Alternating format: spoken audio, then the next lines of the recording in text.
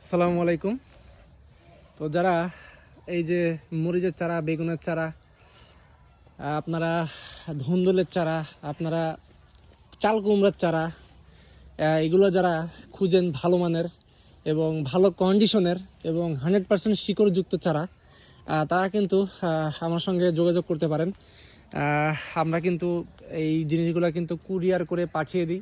Plus আপনি যদি নিজে আসতে চান তাহলে চলে আসবেন নাটোর জেলা, আপনারা চলে আসবেন এবং এটা লালপুর থানার অন্তর্গত কলাবাড়িয়া একটি গ্রাম।